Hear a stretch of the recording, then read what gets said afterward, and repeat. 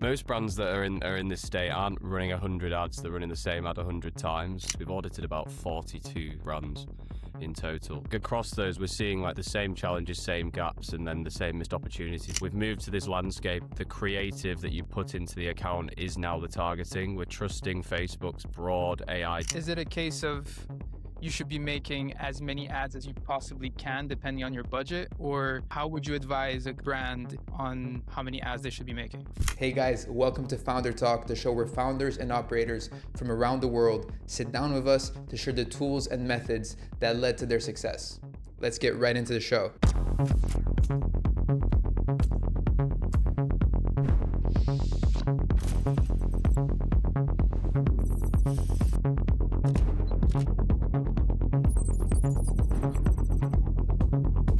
Hey guys, I'm Bruno, strategist and content lead for Incard, and today I have the pleasure of being joined by Olly Hudson. Olly founded Soar With Us, which is one of the leading performance marketing agencies in the UK. He has driven over £600 million of revenue for some of the leading DTC brands in the world. In 2025, Olly's team has managed over £100 million in meta ads. Olly, welcome to Founder Talk. Yeah, thank you for having me on, Bruno. Appreciate it. Looking forward to sharing some source on all things Facebook ads and D2C growth today. Hell yeah. So yeah, you've consistently managed to beat what seems like the ever-changing world of performance marketing. What's the secret, man? What's the sauce? I guess, yeah, through our journey, we've been in the industry for about 6 years now. I think we've always stayed incredibly close to the execution.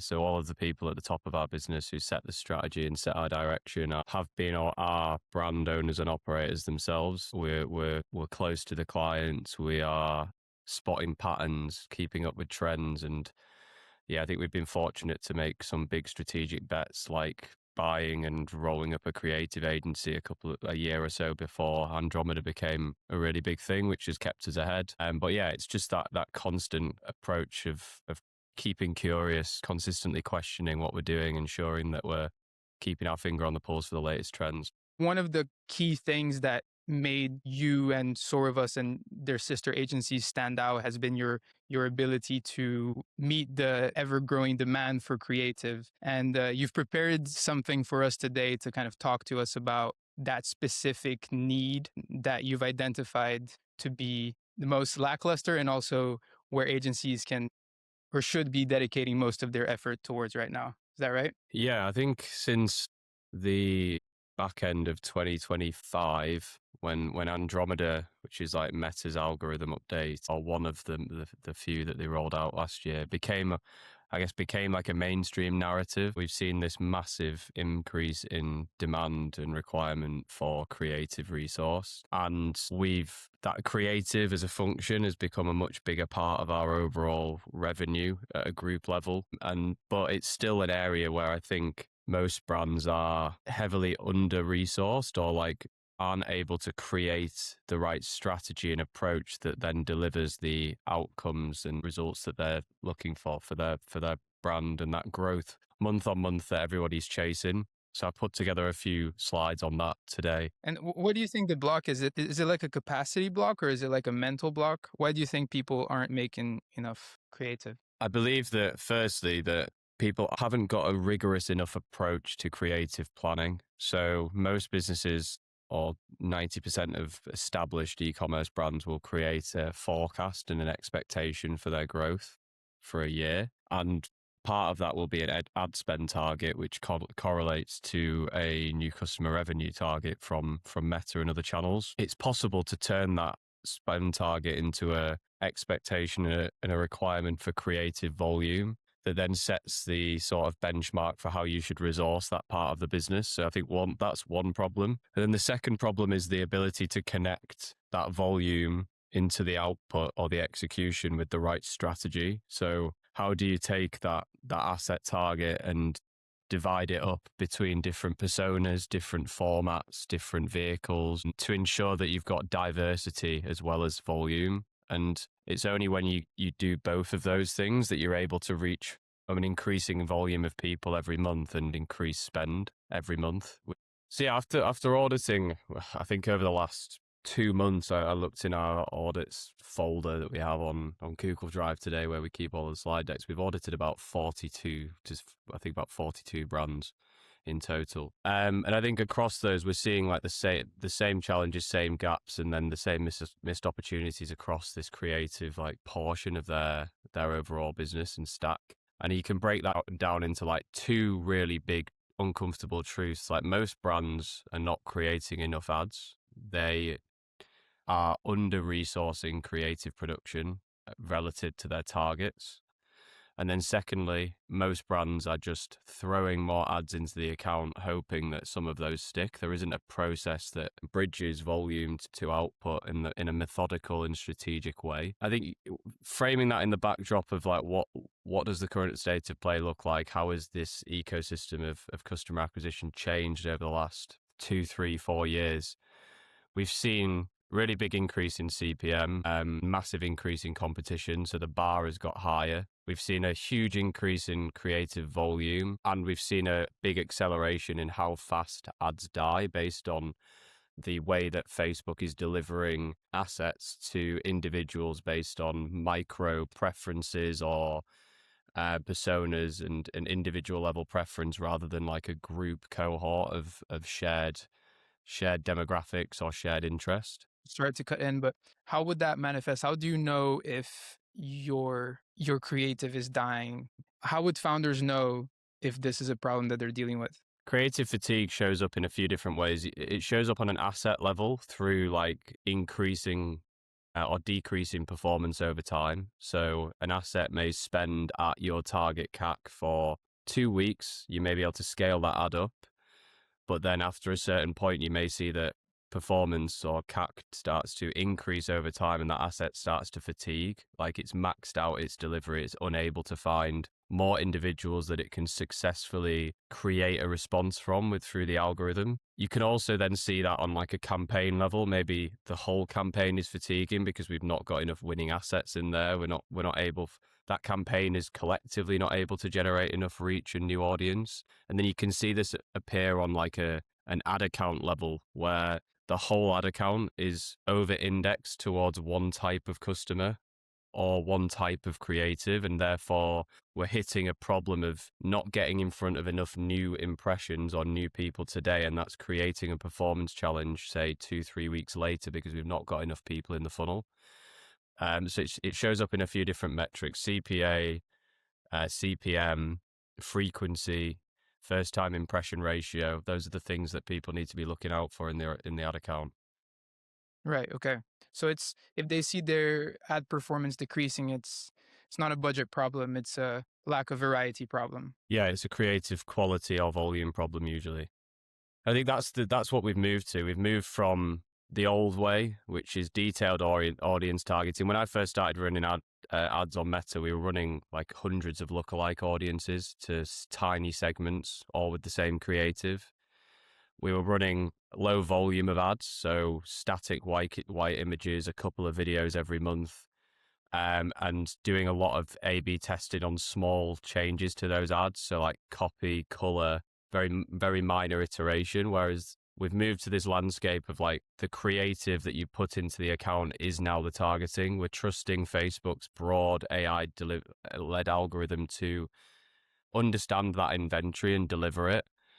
We're seeing winners and assets fatigue between about 30 to 60 days on average. That's then creating a requirement for 50 to 200 to 1,000 plus new assets a month, depending on spend level. And that creative process that delivers those assets into an ad account is the real growth lever. And it's the thing that's separating the best from the rest from a direct response and from a paid marketing perspective is the quality of that process. So you can't just like make more ad inventory. It's like, how do we make the right creative? How do we do that? And how do we ensure that is diverse across those building blocks? And is it a case of you should be making as many ads as you possibly can, depending on your budget, or how would you advise a brand on more or less how many ads they should be making? We're going to get to that. It's coming. Okay, We're going to cool. go through how to forecast. So what we've seen this like move towards creative led targeting give rise to for us is this concept of soulmate theory, and this is a bit idealistic and a bit like the end state of this journey. The concept that like the mental model that you can create the perfect ad for every user, and Meta is able to then deliver that inventory if you're able to create that. It's just how do we actually go about that in practice? So how do we create that ad inventory that delivers that outcome? And we generally see brands fall into two different states. And I've just pulled a couple of screenshots from these audits that we've done recently. So this is a view of the last 90 days of ad creative launches for a brand that we were auditing. Over that time period, they achieved a hit rate of 11.5%, which is great. They launched 461 ads and they created 51 winners. And this is a business that I'd look at and be like, they're not making enough volume. So they've got quite a good hit rate. Ad creative is an outlier game. Anything above 10% we see as pretty good. And these just need to scale the volume whilst they ensure that the hit rate and the quality across that stays the same. The second state we see is people who are making not enough quality of output. This is another example where we've taken a look into the account, and over the last 30 to 90 days, they've created a high volume of creative, so 409 ads, but only 7 of those ads on the left here have become winners. That puts hit rate across these two periods, the 90 days where we're looking at 1,303 ads and only 65 winners. We're looking at a hit rate between 4.98% and 1.71% across those periods. So for these, they don't need to go and make more, they need to do better. So we need to be looking at how are we doing research, who are we targeting, what does our creative output look like from a format perspective? Are we appealing to very different preferences of consumption? Are we creating highly differentiated messages that attract different personas? And how does that process evolve as the volume increases? And I think the frustrating thing for a brand in this state is like, think about how much cost and time is going into this process to create such little impact, when you've only got 1% of your work actually creating a significant amount of spend. And I generally think those are the two camps that brands fall into. There are the outliers who are absolutely nailing this process. You've got people like Loop Earplugs, IM8, these brands that are making thousands of ads a month and managing to do diversity really well and scale. But for the rest of the market, they're usually stuck in one of these two camps. And it's how do we fix that with the right process and approach to both volume and quality. Right. You're saying that people tend to either make good ads but not make enough, or make too many ads but not make them good enough. Does that sound right? Yeah. And how does like budget play into that? So if you tell me, okay, well, you have a good hit rate, why should I not just continue to invest in the existing ads instead of investing in more creatives? How do I avoid becoming the second part, which is diminishing returns of having too many ads and too little hit rate? I think the key thing to remember is that across this process, it's still an outlier game. It's still difficult to get hit rate above a certain percentage for creative. We never really see it above 20%. With that in mind, like when we're trying to scale spend, we need to create more ads because we need to have more inventory that appeals to different types of people so that we can reach new audience. So the same ad will not appeal to everyone. That creates the requirement for more ad inventory as we try and spend more. I also come back to that point on like fatigue and the way that ads have a lifespan. So if you're just trying to increase spend on the same ad inventory, you're going to hit a point where those ads fatigue and you haven't got anything to replace them and take that spend up. But the key is going from 400 ads to 1,000 ads a month without seeing that hit rate decrease, because that's retaining quality and impact across the process, but doing more volume collectively to allow us to spend at a greater level. Right. So it's like a balancing act. Yeah, correct. Okay, cool. So this gives rise to like the golden question, as we like to think of, is like, how many creatives do I need to produce each month to meet a target of spend? So again, if we're thinking, say we've got a target to spend 3 times more in November than we do in July, because of Black Friday. What is the increase in ad volume and ad inventory that's going to be required to meet that spend target, to meet our forecast, to exceed our revenue targets, and how do we then create a plan around that? Before we get back into the show, let me just ask you one quick question. How much did you spend in meta ads last month? For a lot of you, the answer to that question is probably quite high. Besides the sales, how much of that ad spend is coming back to you? If the answer is nothing, I've got something very special for you. Incard is a financial platform built specifically for modern digital businesses. The thing that most people will fixate on is that you can get uncapped cashback on all your business expenses. Because unlike a lot of these programs that give you cashback on things that don't actually matter to you, Incard gives you 2% cashback on the things that you're spending on every day. That includes things like your advertising spend, your software spend, your travel spend, and a lot more. All of the things that you're going to be spending on anyway to help your business grow. And if you're an agency, an e-commerce business, or a startup, that spend and that cashback is going to compound fast. And cashback is literally just the beginning. You can get as many corporate cards as you need in multi-currency accounts. You'll have a true connected banking experience where you can connect all of your different business accounts into one clear dashboard where you can track all your spend across your business in real time. And you can connect your different platforms like Shopify, Xero, Stripe, and more. Have all of that connected banking experience in one place. That's why major e-commerce players like Ankaway, Salt, and Allo Paris are already on board. So if you're interested, click the link below and I'll see you on the inside. So the way we think about creative holistically is treat it like a portfolio. Think of it as inventory. So you've got assets in the ad account that are in different states. You've got those that are in testing that have just entered the account. You've got those that are in learning. You've got those that are delivering an impact, they're scaling. Then you've got those that are fatiguing, decaying, and those that are completely needing replacing. And during any given period, there's ad inventory in all of those different segments. It's how do we create a process that ensures that we aren't seeing too much fatigue and not replacing those fatiguing assets at the same rate. So when looking at actually breaking that down, and I'll provide a link to a Notion document that really helps people walk through this in their own time and in detail, because it is quite complex to go through on a webinar, and the doc basically just is a process that you can follow to create this for your brand. But we want to create a creative forecast using a model that tracks all of the current inventory and creates a view of KPIs that can be used to model out a target for volume. So we want to pull 90 days of data and break that down into 3 monthly windows. We want to classify the ad inventory that we've got in there as like a hit, a performer, and a test, something that's in testing. We then do survival analysis. So we look at cohort tracking across those windows. We then compute rates for churn, win rate, and half-life. And then from that, we can create a forecast for scenarios and how different asset volumes will unlock different levels of spend.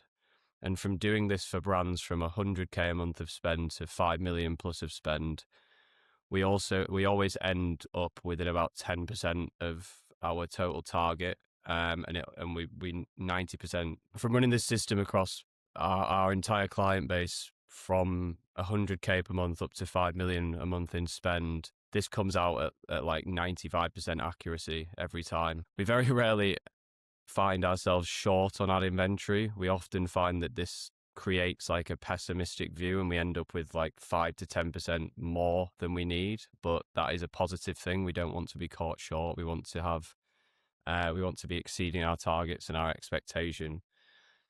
I'm just trying to understand this. So what would you be looking for exactly in, for example, so stage 1, I think, is pretty clear. Stage 2, you're classifying the ads to see which ones work, which ones don't.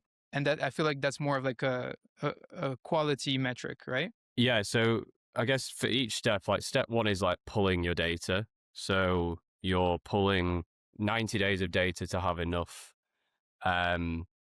enough of a look back to do survival tracking, because you're going to have ads that are up to 90 days old still driving impact across your ad account. Right, right. So that then becomes like the baseline for that review.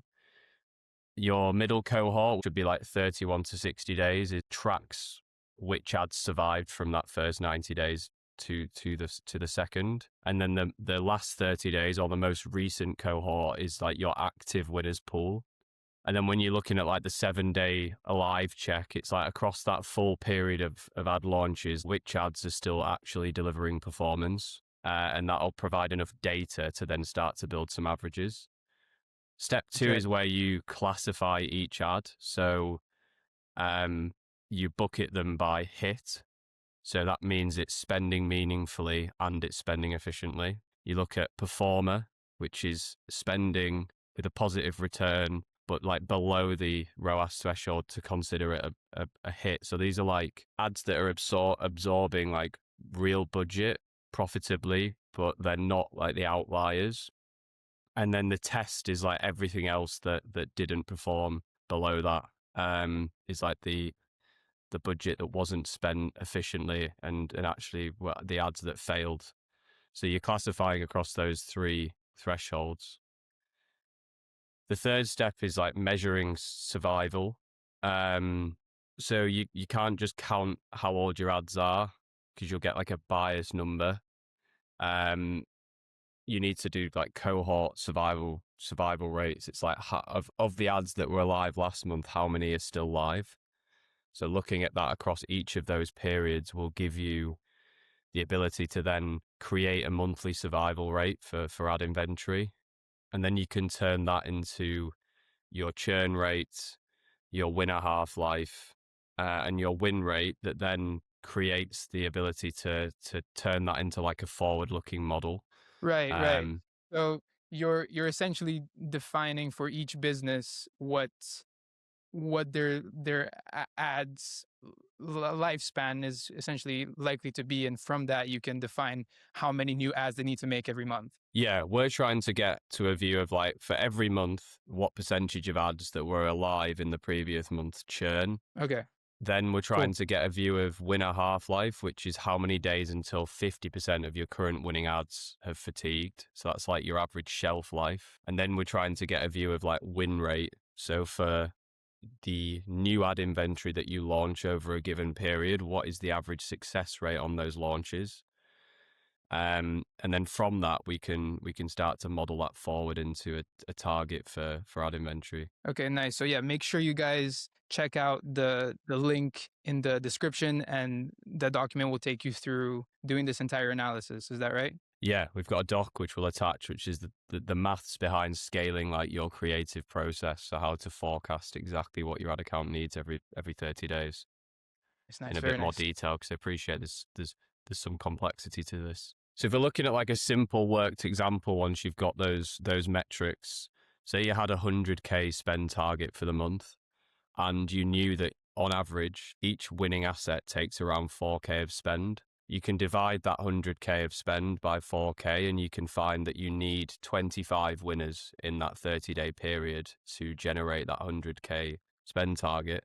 Say your survival ratio, you've got like a 40% churn rate on the account. So you know that for every 20 winners that were live in a period, at the end of that 30 days, there's only going to be 12 of those left, or 12 of those are going to have survived. That then gives you a view that for that period, you need 25 in total. So take the 25 minus the 12. Gives you a view of needing 13 new winning assets to make up that winning target, or that number of winners needed. You can then take that 13 and divide by your win rate, which in this case would be 15%, and find that you need 87 ads to launch to hit that target of 13 winners to allow us to have 25 in total to spend our 100K target. And then we apply a buffer of 20% to ensure that we're accounting for any testing or inefficiency across the process. And that gets you to a target of 104 launches across that period to hit your 100K per month spend target. So yeah, I appreciate some complexity to that.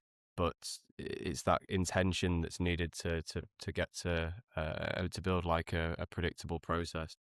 I mean, it's refreshing to have in a world that tends to be quite blurry. It's refreshing to have a very clear kind of methodology towards getting to a specific number. Yeah, I think that's the rigor that's needed as well, because what we find with many brands we speak to is this view of they often fall short on ad inventory relative to spend, and it takes a while to catch to close any deficit there. Mm. Because if you need another 50, 60 ads, you can't just create those today. It takes 30 to 60 days to generate new assets usually. And that then means that they can be caught short on their targets and fall behind where they want to from a growth perspective. Right. So now that we've got that creative target, we really want to avoid this scenario. So think back to that audit data that I put on screen towards the start of this deck, where we had a business that was creating a high volume of ads which weren't driving much impact. So we see many brands in this state where every month they're making more and more assets, so the blue line. However, their new customer revenue is either flat or sometimes even declining, and their customer acquisition cost is slowly increasing over time. And I think many brands are in this negative spiral. They're making more assets, they're increasing the cost of creative and the process that delivers those assets, but they're seeing declining reach. So they're getting in front of less new customers, and their CAC is increasing. Most brands that are in this state aren't running 100 ads, they're running the same ad 100 times. So if you look at the left, you can see how that ad account inventory would appeal to the same type of individual, same type of persona. They're all very similar, aren't they? Whereas the one on the right, you can see a lot more diversity from a messaging perspective, from a visual perspective, and that's us connecting the volume target and the strategy to ensure that we're feeding Meta with variety as well as volume. We had a guest on the other day, and he was talking about the fact that if a brand can't stay consistent enough to kind of appear in a similar way, it might be sending mixed messages. But I'm assuming here, by having this variety, we're actually feeding an algorithm that's become a lot more advanced in recent past, right? Like you're not going to be muddling your brand because the Meta algorithm is going to be doing its thing. Is that right? Yeah, I think it's an interesting topic of like, how does brand and creative diversity live together? I think brand is about constraints and consistency across a wide variety of assets. And I think you can maintain that whilst also doing diversity. Okay. I always think that Meta is the place where you want to have the greatest level of flexibility, because it will allow you to get the most out of the algorithm. But you do still need to retain some brand consistency, I guess, across that process. I think this example here is a poignant example of that, where the brand, the assets all feel very 47 skin, even though they're also very diverse at the same time. Right. So there's obviously the brand guidelines kind of perspective, and then there's also some. Is it a little bit of a judgment call sometimes when you're going too off the rails? I think it's definitely a point of like positive tension with brand teams and performance, but it's one that we can always work through, and it's just finding the right balance. Every brand has a different preference, but I definitely know that the ones that are the most open to diversity and are leaning in the hardest are the ones that are getting the best results. Okay, interesting. All right. So when we're looking at like, how do we turn that creative volume into diversity, we do this through AI-led creative growth processes. So we're looking at how do we increase the volume of live creatives and the depth of diversity over time. And the foundation of that is personas. So on screen, you can see 4 examples of personas for a cereal brand that we used to work with. We pair the customer research that allows us to define what those personas are with the existing ad inventory within an ad account, and we conduct gap analysis. So which personas are present, which angles within those personas are present, Where do we have complete gaps? Where are we only partially saturating that persona? And that can build up a picture of like what should we do next from an asset output perspective. When we're looking at defining the personas that form the foundation of that, I think that the great thing about e-commerce brands is that they're data businesses. So they've got reviews, comments, they've got so much data that we can use and leverage. We can push that through AI as like an engine to ingest and form and conduct that analysis that would take humans a lot of time. And we can form like quite actionable and clear personas like the one on the right hand side here that forms the foundation for these building blocks. So we think of it as like, how do we get like a book's worth of intelligence or context into each persona to really understand what that looks like, what those look like for each brand, and how to speak to those. So like, what's their age? What's their like digital footprint? What's their problem or before state? What's the angles that really appeal to those individuals? What's the emotional reaction to the benefits, etc.? And how often should brands be looking at these, updating these? Is this one of the first place you'd go to if the creative isn't performing, or is this something that needs to be, needs to live or does it have the personas have a certain half-life? I think that every brand, when doing this research, naturally like will find 4 to 5 core personas. I think the key thing is prioritization of those personas. So not each of those is going to have the same like as big a problem, or might not be as large an audience, or might not be as worth as much to the business from like an LTV perspective. So I think doing this piece of data analysis will often clearly surface them. It's then the strategy is prioritization. Okay. I would say that you want to be repeating this process every 3 months. Generally, you want to be going back, you want to be redoing the research process. Or whenever you start to hit a ceiling on Meta and you feel like the quality of ad output is decreasing, so your hit rate is decreasing, you want to go back to this research and you want to start here when trying to break through any ceilings. Spend more time on the customer research and less time on competitors, for example. Right. It's that Bezos point of obsessing over your customer. Yeah. I think one of the things we always talk about internally is that if your creative strategy is very led by competitors or other advertisers, like you're doing things very wrong. Right. You want to start with this, like start with the customer data, go deep on surveys, go deep on Reddit threads, go deep on all of these data points that you have available. Don't just go to other people's ad libraries. Interesting. Okay. That persona then becomes the foundation of your volume. So you've got the persona here, you've got the micro personas within that, you've then got the angles, and then you've got the vehicles that we deliver that message through. So vehicles may be podcast ad, UGC, static ad, the visual diversity that sits on top of the message.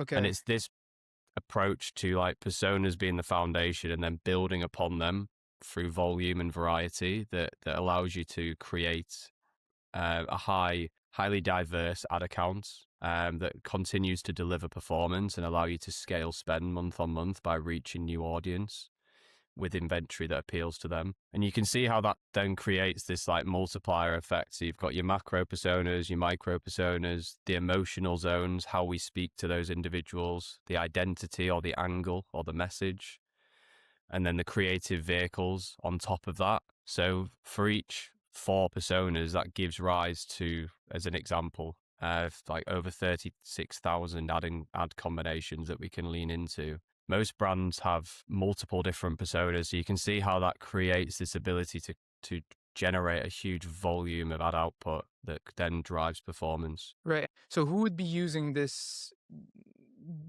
data? Would you give it directly to a creative team, or would you give it to more of like a marketing manager to brief those teams? How would somebody use this data in order to turn it into the end product, the creatives? I think personas have become like the foundation of D2C marketing. So Okay. I think your whole growth team should be leveraging those personas, because not only do they show up in the ads, but we're also seeing this like fragmentation of the funnel. So we're seeing brands, rather than run all of their traffic to one landing page, one website, they're running 15, 20 different funnels, with each of those being a different persona or type of buyer. So the message, it needs to be consistent across those. We're also seeing those brands then create CRM flows that are consistent to that persona.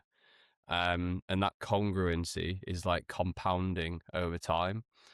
When we're looking at the creative process, this needs to be owned and led by your creative strategist. They're the one that should be generating this research, turning it into concepts, turning it into briefs that then the creative team can execute on. Perfect. And we like to do, I think one like actionable test for those watching and listening is like pull up all of your top spending ad inventory, and we call it the squint test. So literally squint and look at your ads and just ask yourself, like, do I have true visual diversity and variety? You can see an example on screen from Heights where I pulled some of their inventory, and you can see how diverse these are in terms of message, gender, products, color, formats. Like, they've got all of those building blocks we've talked about in place within their strategy, and it's delivering growth for them as a brand. I think when you look back towards this example and you do the same thing, you can easily see how there's just less of that present in that inventory or in that ad account. Right.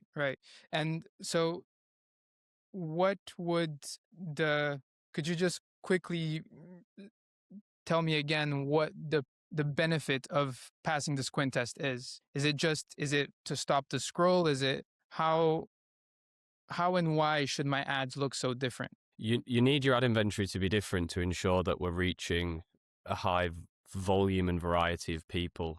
If all of our ads sound and look the same, they're going to, I guess by definition, only appeal to a certain type of person. Right. As we're trying to spend more on Meta and on other channels, we need to be appealing to a broader range of preferences. Okay. Problems, need states, visuals, formats, all of those building blocks that we've touched on.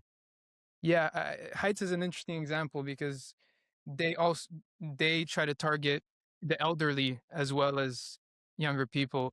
So they, I guess by definition, have to completely change their visual language. Yeah, exactly. And I think that's a good example of appealing to two different personas. Right. Over 45 and under 45. Not that they're personas, two very different demos that require a very different message, and a way of advertising to get the same outcome, which is the conversion off that person. Right. Cool. So yeah, I think this is the goal. All of the things we've talked about, the goal is to create a highly diverse set of ad creatives and increase the volume of that creative every month without seeing quality decrease. So hopefully what we've gone through is actionable. Hopefully the guide can help you with the planning.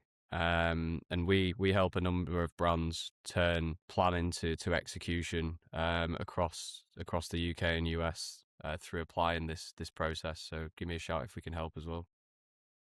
I'm sure a lot of people have been kind of pausing this video all the way through, but Olly also told us he'd kindly shared the slides as well. So if you guys want to check those out, they'll be in the link below. And yeah, Olly and I will be hosting a webinar soon as well, where we touch on different elements. So more on that very soon.